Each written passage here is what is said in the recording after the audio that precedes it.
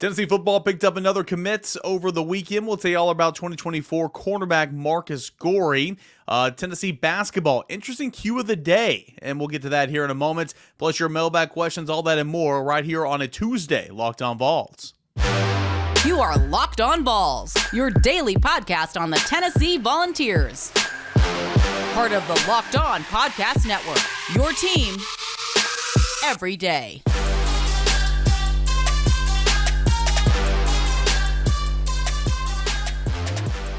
What is up, everybody? Welcome into it. This is Locked On Vols. I'm your host, Eric Kane. So glad to be back with you guys here today. Sorry for the inconvenience of a no-show on Monday. I was out in the desert coming back over in Tennessee baseball, so traveling, I didn't get a chance to record. The Wi-Fi was not the best in the airport where I spent the majority of my overnights. And so, nonetheless, glad to be back here on a Tuesday. Thank you guys for tuning in, making this your first listen, and of course, subscribing and watching on the YouTube channel.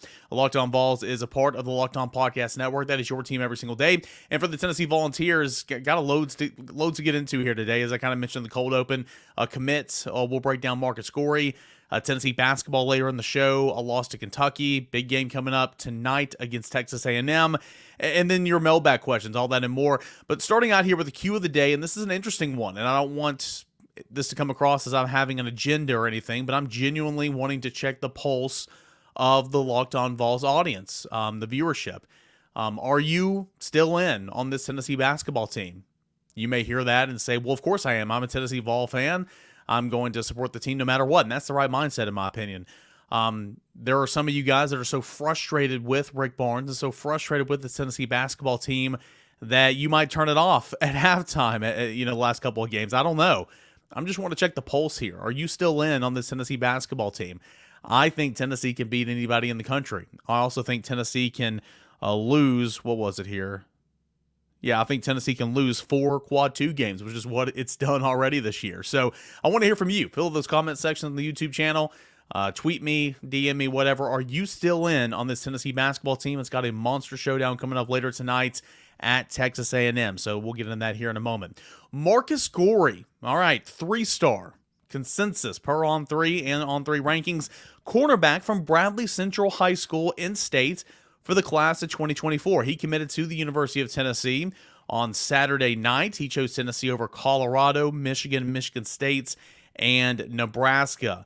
Marcus Goree has been a guy that's long been linked to the University of Tennessee. When you talk about this in-state class of 2024, which is really good, Marcus Goree was always one of those guys that we could see popping early on, and essentially that's what he decided to do here midway through February. He becomes Tennessee's 4th commit for the class of 2024, joining Caleb Beasley, a cornerback from Lipscomb Academy, joining Carson Gentle, defensive lineman from Macaulay School. That's the second player from the Chattanooga area. Goree's now joining Gentle from that 423 zip code.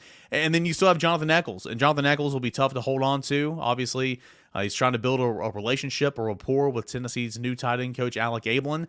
But Alabama's coming after him hard. Georgia's coming after him hard. There's going to be teams trying to sway Jonathan Eccles, the IMG product, away from Tennessee. He was such an early commit to this class last summer. So we'll have to see exactly how Tennessee does over the course of the next couple of months and holding on to Jonathan Eccles. But Tennessee now has its 4th commit for the class of 2024. It is ranked 16th nationally per the On3 consensus rankings. And it's 8th in the SEC. But again, Tennessee only has 4 commits. It's still very, very early on in this class, and Marcus Goree now joins this class. He's considered, in terms of the On3 consensus rankings, a top 500 overall prospect in the country. He's considered an athlete. He's going to play cornerback here at Tennessee. He's considered the 40th athlete in the class and the 11th best prospect from the state of Tennessee. Again, Tennessee's got a really nice in-state haul that they're hoping to generate here in this class. I'm going to forget some, but of course you've got Carson Gentle, you got Caleb Beasley, and you've got Marcus Goree, who are commits. You've got Boo Carter that's out there. You've got Edwin Spillman, whose brother Nate Spillman is on the football team right now, and Tennessee would love to obviously get him. So there's a couple other top priority targets out there, especially in state for Tennessee. But what I found interesting is this: so Goree's a cornerback. You have Caleb Beasley of Lipscomb Academy, who's a cornerback. All right, you have you brought in 3 cornerbacks last year in the class of 2023, And Boo Carter, a guy that you're still trying to get, is a cornerback from the in-state of Tennessee. So there's a lot of cornerbacks in this class, and potentially you could close this class down with in-state cornerbacks if you bring in 3, because you've already got 2 right now. So I found that kind of interesting in terms of the positional layout. Tennessee already has 2 cornerbacks for this class of 2024. More on Marcus Goree. He is 6'1", about 170 pounds, again, from Bradley Central High School, Cleveland, Tennessee. He came up and he got an offer from the University of Tennessee. I think it was like last spring. And in a chat with VolQuest.com, Austin Price earlier after his commitment, he said, when he got the offer, he was thinking, hey, it's close to home, and my parents like Tennessee, and the coaching staff loves me. I know some of the players up there and some of the people going there, so it already felt like home. And in terms of Willie Martinez, who would be his primary position coach, I like Coach Martinez from what he sees in me. He loves the in-state prospects and wants me to go help in that regard. I can tell by the way he talks to me. The coaching staff, they all know me and follow me, and they treat me like I'm a player already on the team. On Heupel, he said, I love Coach Heupel. He has been showing love since he offered me. Every time I see him, it's easy to start a conversation with him. He and I are going to play one-on-one in basketball one day. I'm sure that would be advantage, 17-year-old. I heard he's pretty good. He talks like he can beat me. It would involve bonding and building a relationship. So some good stuff there. Goree was asked again in this interview with Austin Price over at VolQuest.com, kind of what are you bringing to the table? What's in your arsenal as a cornerback? He said, I love to tackle in space. I cover pretty well too. I blitz pretty well. I'd like to play nickel so I can blitz sometimes. Study Jamal Adams because my coach told me I was filling gaps too slow. So I went home, watched Jamal Adams to be able to tell runner pass and put that into my game. That right there, going to the tape, trying to pick apart stuff a part of other people's games. Hey, as a personality, as a content creator, as a podcaster, a broadcaster, I do the same thing, right? I mean, I take bits and pieces about what I like about other radio hosts, and I try to influx that into what I'm doing, and then just try to make my own brand. And so I completely get that, and I feel like that's a great way to go about it. Matt Ray over at VolQuest.com, another one of my cohorts, caught up with Bradley Central High School head coach Damon Floyd prior to the commitment, and said on Marcus Goree, quote, he has always been talented, obviously, but the biggest thing is his body maturing. You look at him now, he looks like a football player. He spent a lot of time in the weight room. He's a student of the game. He loves football. When he came here as a freshman, and nobody does, but he really didn't know what to do. But seeing him out there on the field, seeing him lead us, making checks, just his football knowledge and maturity of his body, it's next level. Said his teammates definitely love him and respect him because he leads by example. He shows up every single day, works hard. He's a good teammate. He doesn't have a big head. I don't know if he understands that is not normal. But the kind of recognition that he is getting and the kind of offers he's getting, he's a leader, but he leads by examples. And then finally, what sticks out about Marcus Goree, according to his head football coach, his instincts. He just understands what is happening on the field. Obviously, you can't coach some of that stuff that he has. We try to put him in the right position depending on what we have game plan wise. He has great instincts. He can see things happening before a normal player. And he can get to the ball a little bit quicker. That is the thing. He enjoys contact. He can cover. But we put him in a lot of situations. He had, I think, around 12 tackles for loss this year. We'll send him on blitzes because he does have the ability to go in there and make some plays. And that is Bradley Central head coach Damon Floyd on his cornerback, Marcus Goree, who is the 4th commit for the class of 2024 for Tennessee. All right, so Tennessee, recruiting never stops, right? It's a recruiting dead period in terms of you can't go and see prospects in person, can't have them on campus, but that'll end at the end of February. There'll be a junior day at the beginning of March, and Marcus Goree is now going to be helping Josh Heupel and the coaching staff in trying to recruit for the class of 2024. All right, when we come back, we'll hit up your mailbag questions. That is coming up next right here on Locked On Vols. But first, if you're looking for a delicious treat but don't want all that fat and calories, then you've got to try Built Bar.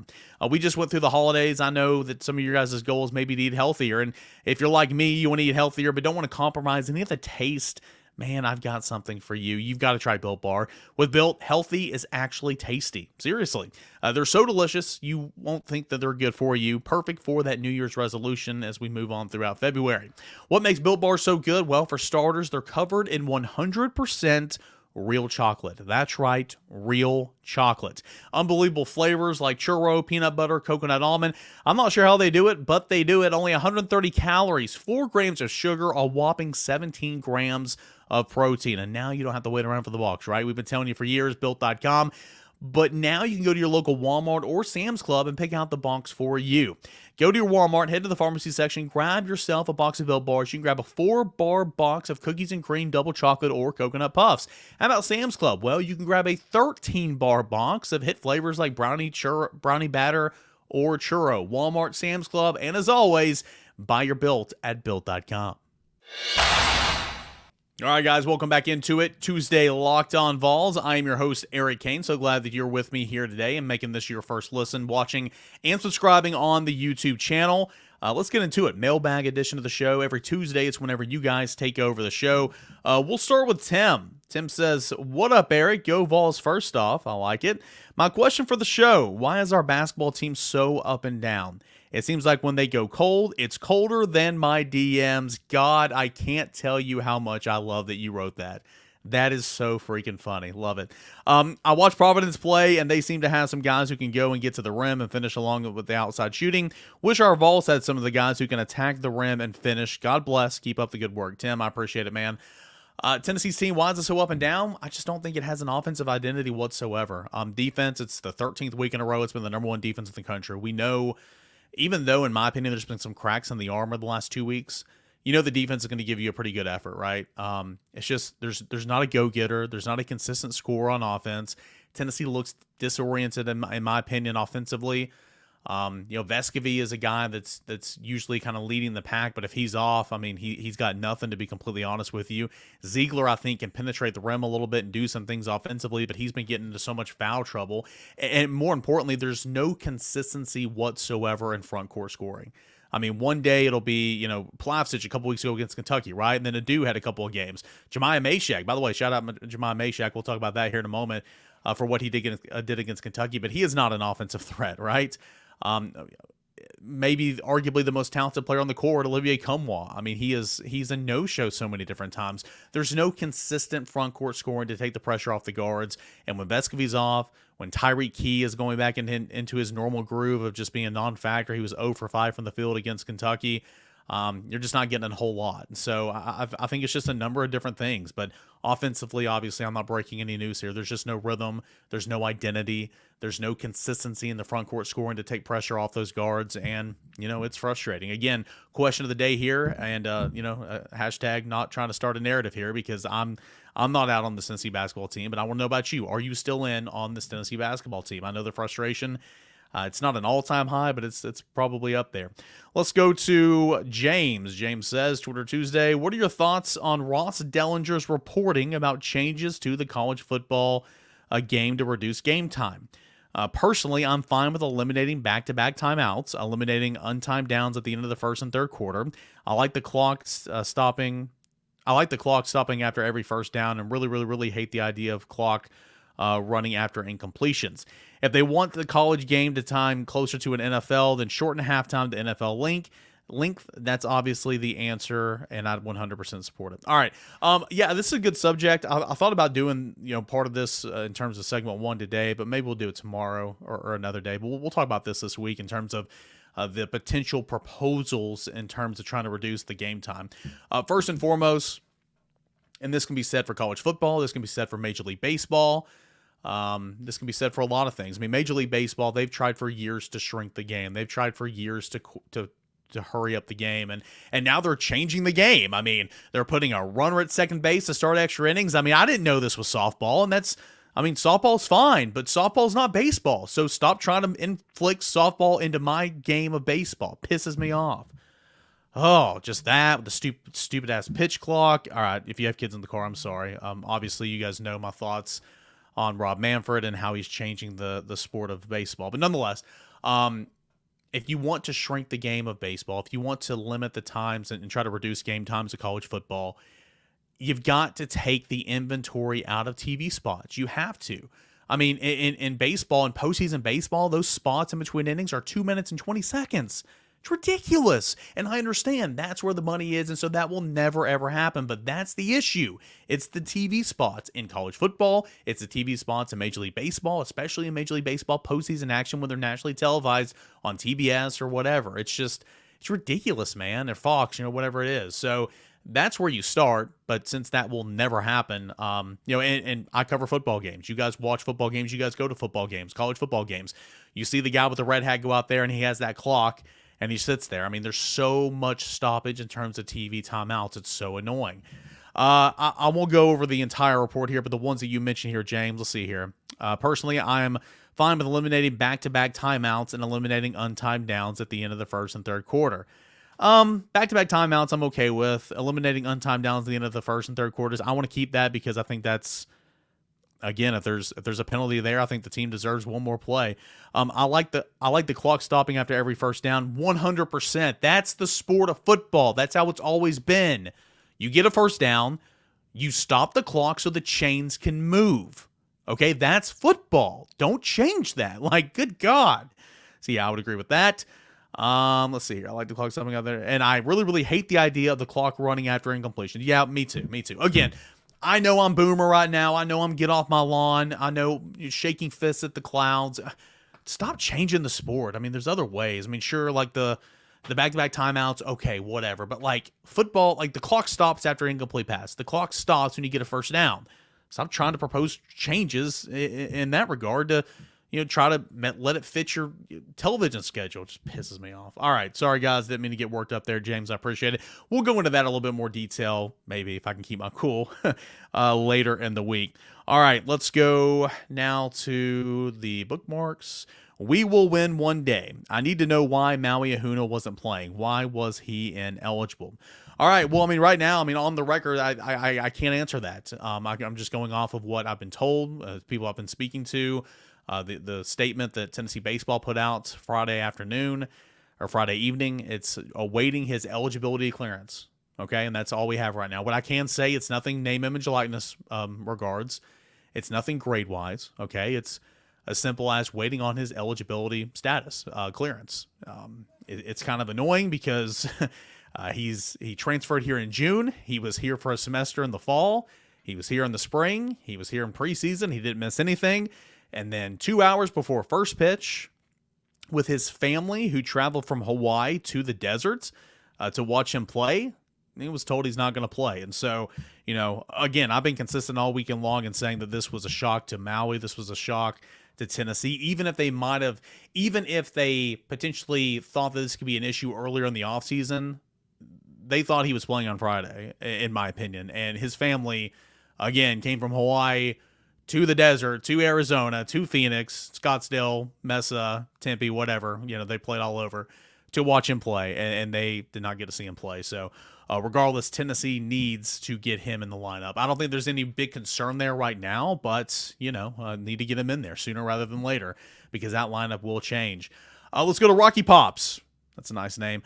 Any word on Kavaris Tears? Thought he would have some ABs over the weekend. Yeah, man, he had a great fall. He had a really good fall. Had a good preseason.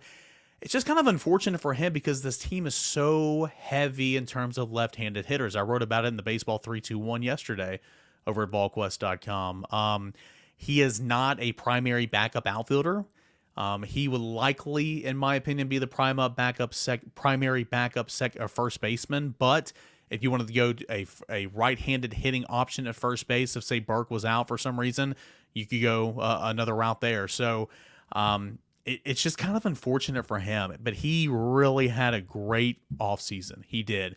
I think Tennessee will have the luxury of having his bat to call on off the bench as long as the season goes on. And hopefully he'll get some innings and some pinch hit opportunities and some spot start opportunities, maybe as a DH in these midweek games. Tonight and tomorrow, Tennessee plays Alabama A&M. Next week, you got 2 midweek games. And really, you're in non-conference play from now on until March 17th. So hopefully there'll be some opportunities there for him. But it's just kind of a loaded in his position and in terms of left-handed hitting. Let's go to Bones. Why do UT fans? This is a really good question right here. Why do UT fans demand that our 5-star basketball recruits play and realize that you don't get experience riding the pine, but at the same time are terrified to play the number 1 recruit in football and demand that he sits, even ridicules his ability? Risk averse is an understatement. Really good question. So you're talking about some of these freshmen and obviously some of these guys who are redshirting for Tennessee basketball this year, who you think that can make a big old difference, right? And then you look at Nico, who you're referencing. One thing I'll say from basketball to football, and I'm not trying to obviously I'm not trying to diminish the sport of basketball because there are grown men that play in that game as well. But you are stepping onto a field to where you have the biggest, fastest, most athletic people in the world outside of the National Football League, and they're trying to hit you. Okay, and you come to Tennessee and you are 18 years old and your body is still not matured. Sometimes if you go out there, you're going to get broke, or you'll go out there and look at Jared Garantano, man. I know he redshirted his first year and then got his toes wet as a redshirt freshman and then was Tennessee's starter pretty much the rest of the way until he left. He got battered and bruised early in his career, and in my opinion, he was never the same, okay? And you just don't want that, especially at the quarterback position that is so big and so important on decision-making, for your team's overall success. So it's all about body development, really. You got to come in. A lot of times you want 1 or 2 off seasons in the strength and conditioning program to really get your body to where it needs to be. And that's not the exception. There's always exceptions in that rule. We see true freshmen play all the time. But a lot of times you need to come in and your body needs to be developed. It needs to be ready to roll. And Nico's isn't right now. That's not to say that he won't put on some games this spring and this summer and leading up into his freshman season. And that's not to say if Joe Milton struggles that Nico won't come in, because I wholeheartedly believe that will happen if Joe struggles. But that is how I would answer that one. Football is a contact sport. And I understand it's not all let's hold hands and prance through a field of butterflies and dandelions in basketball. I get all that. But, football is a little bit different. You are seeking out contact. You are, and sometimes you just need your body to develop. Last one here. Let's go to Tyler. Interesting to see shifts in the lineup already. Let's go Twitter Tuesday on this. Where do you feel these players are at the best, and what lineup changes still need to be made?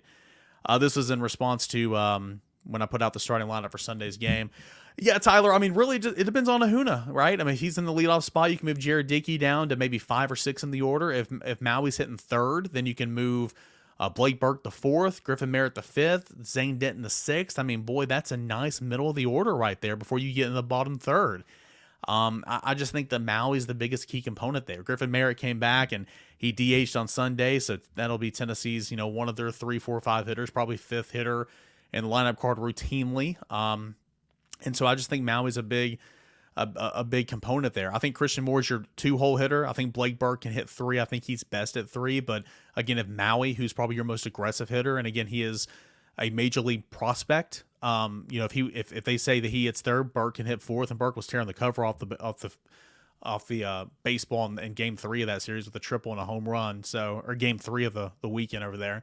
It's just the bottom of the order. There's not a whole lot of pop. Last year you think about Evan Russell was batting 7th, right? And you had some serious pop and some good hitting down there at the bottom of the order. Tennessee doesn't have that right now. So I like Cal Starks batting that lineup. But I think the biggest component to answer your question, and it changes daily because of the outfield, about how they're trying to figure out the outfield right now.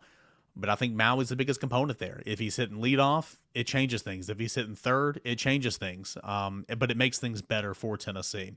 All right, when we come back, look at Tennessee's loss to Kentucky and ahead to Tennessee and Texas A&M. That is coming up next right here on Locked on Vols. But first, I want to remind you guys about our good friends over at LinkedIn. Nope, I had the wrong lower third there. Let's go. LinkedIn, a small business owner, hiring manager, success in 2023. It all depends on the team members you surround yourself with. That's why you got to check out LinkedIn Jobs. With LinkedIn Jobs, you can hire qualified candidates more efficiently by matching open roles to the people who have skills, values, and experiences to help you achieve your goals. LinkedIn Jobs helps you quickly attract qualified candidates to your open jobs with targeting tools. They go beyond resume data by using insights from your job post company from their 875 million member profiles to put your post in front of the most qualified candidates available. Identify the most qualified candidates out there on LinkedIn Jobs and connect with them faster and for free. LinkedIn Jobs makes it easy to screen and rate applicants based on job qualifications all on one platform. It's why small small businesses ranked LinkedIn Jobs #1 and delivering qualified hires versus its leading competitors. LinkedIn Jobs helps you find the qualified candidates you want to talk to faster and for free. Post your job for free. That's at linkedin.com/lockedon. That's linkedin.com/lockedon to post your job for free. Terms and conditions do apply. All right, guys, we got to be short and sweet here. I went a little long there in the Twitter Tuesday portion of the show, but as always, I thank you for sending those in every single Tuesday. It's when you guys take over the show, mailbag edition of the show. All right, guys, cue of the day. Are you still in on this Tennessee basketball team, or are you fed up? I want to know because I still think Tennessee basketball, if they go to the Sweet 16 or beyond, won't surprise me. If they get bounced in the first round, won't surprise me. It's just been that high of highs and that low of lows. You take down Alabama, the #1 team in the country, -2 starters, and then you go to Rupp and you just lay a complete goose egg in the first half. Tennessee shot 25% from the field in the first half. They were 1 of 13 for three-pointers in the first half at Kentucky on Saturday in that 66-54 loss. I mean, give Tennessee credit. Tennessee was down, largest lead, I believe, at the time. I mean, Kentucky led by 20, heading into halftime almost, and Tennessee came back, cut it to 8 late in that second half, but, couldn't get Kentucky off the line. Kentucky, in terms of foul shots, they were 23 of 35, and so gave Tennessee plenty of opportunities there to climb back in it. But just couldn't keep Kentucky off the line later in that game and trying to mount that comeback. But a horrible first half shooting, 25%. Tennessee shot the ball pretty well in the second half, 46%, made 5 3-pointers. But overall in the day, it was just not enough. Zakai Ziegler continues to just commit stupid fouls, just horrible fouls, right? Let's see here. Where's his personal fouls? There we go. Yep. Had his 4th personal foul at the 15-minute mark of the second half. I mean, what are you doing, Zakai? I mean, Tennessee's got to have you in there. Inconsistent play once again from Tyreek Key off the bench. 0 for 5 on the day, 0 for 4 from three-point range, finished with 1 point. Thought Santiago Vescovi shot the ball decent in this game, 7 of 13 overall. He had 17 points. Tennessee, they needed a boost from somewhere, and lo and behold, it was Uros in Game 1 against Kentucky, and it was Jemiah Mashack in Game 2 against Kentucky. Mashack playing 34 minutes, scoring 16 points, a career high, 2 assists. He had 8 rebounds at Jemiah Mashack. He had a -5 on the plus-minus. Obviously, every single one of Tennessee's players were in the minus in this game. B.J. Edwards was the lowest at -1, but he only played a little less than 2 minutes. But, man, how about that for Jemiah Mashack? Good to see, because if he could just become more well-rounded, because he's a great defender, he did such a great job on Brandon Miller against Alabama, then he would really be a force, and maybe that's a sign to come. I'm not saying he turned the corner, but he had a really nice day offensively against Kentucky with 16 points. But, again, Olivier Cumwell, 3 of 9 shooting, 6 points. Jonas Adu, 2 of 4 shooting, 4 points, 7 rebounds. Toby Awaka, when he was in there, he played about 16 minutes. He finished with no points, 0 of 4 shooting, 6 rebounds. Uros Plaf just played, had to play 20 minutes because Tennessee was down 2 starters, 2 points, and 3 rebounds. You're 7 foot, and you can only get 3 rebounds. I don't comprehend that. You had 1, 2, 3, 4 players scoring double figures for Kentucky. Josh Heupel really was kind of held in check. He had 16 points, but only 7 rebounds. I mean, that's kind of low for him, but you just can't dig yourself in a hole with shooting less than 26% from the field in the first half and expect to climb out of a 20-point deficit. You came all the way back to cut it to 8 at one point in time. It just wasn't enough, and Tennessee fell to Kentucky, swept by Kentucky in the regular season. 20-7 now is the record, 9-5 in Southeastern Conference play. Kentucky now has the same record as the University of Tennessee with a 9-5 record in conference play. But hey, the season goes on. You got 4 games left, and Tennessee needs to finish strong. Texas A&M at College Station, that's coming up tonight. Tennessee's got Arkansas on the schedule. Tennessee's got South Carolina on the schedule. I think it's South Carolina, then Arkansas, and then you finish off with Auburn. You've got A&M. It's been a really good story in college basketball this season. The SEC's been down, but Texas A&M has played really good conference play. 20-7 on the season, 12-2 in Southeastern Conference play. This is shaping up to be the best season for Texas A&M under Buzz Williams. They've won 5 straight, coming off a 69-60 win at Missouri on Saturday. They started the season 6-5, but they've won their last 14 of 16 games. So quite the turnaround for Texas A&M. Early non-conference losses, this is what really puts into perspective here. early non-conference losses for Texas A&M to Murray State, to Colorado. Hey, Tennessee's been there. And to Wofford. I mean, this team has, again, turned it around. Two leading scorers Tennessee's got to watch out for. Coming in 4th and 8th in scoring in Southeastern Conference play. Wade Taylor, 15 points a game. Tyrese Redford, 14.5 points per game. Again, that's 4th and 8th in scoring in conference play this season. Tennessee's going to have to slow them down. Tennessee, in terms of the net, still the number 3 team in the country. A&M is the number 28 in the net rankings. Quad 1 wins, well, Tennessee's 6-3. They've done okay in Quad 1, whereas Texas A&M has gone 5-4. Quad 2 wins for Tennessee, or record for Tennessee, it's 3-4. And Texas A&M is 2-1 in Quad 2. Tennessee has a losing record in Quad 2 games. That Kentucky game was a Quad 2 game. This A&M game will be, I believe, it's top 30 on the road. So this should qualify, if my memory's correct, since this is on the road and A&M is 28th in the net. This should qualify as a Quad 1 game for Tennessee. So another opportunity there. Texas A&M's a good ball club. Tennessee's going to try to find a way on the road. We'll see about the status of Josiah Jordan-James, of Julian Phillips. Rick Barnes said that they were continuing to be day-to-day. Tennessee's been without them each of the past 2 games. And without Josiah the entire game, the Saturday before against Missouri, and without Julian Phillips for the second half. So they've been without him for quite a while now, but still, you'd like to have them back. Losing 2 starters, that's not nothing, right? You need all hands on deck to try to turn this thing around. And Texas A&M, it's going to be a tough game coming up tonight. That game will be at 7 o'clock. All right, guys. Appreciate you as always for tuning in, listening, watching on YouTube, subscribing to the channel, hitting this like button, sharing it out there, helping to get this video out in front of other Vol fans. Can't thank you enough for that. Appreciate you guys as always. If you guys need anything, if you want to talk to me, just send me a message, @_Kane or @LockedOnVols. You can always comment on YouTube. I see them. I know I don't always respond as well as I should. I do see them, guys, and it is very, very appreciated. Guys, thank you so much. Really do appreciate you. We'll come back tomorrow. We'll recap a little Tennessee basketball. Potentially, we'll talk some Tennessee baseball. We'll get in with Josh Ward. We'll do all that. That is coming up on a Wednesday show. Until then, guys, same time, same place. We'll do it again on Wednesday. This is Locked on Vols.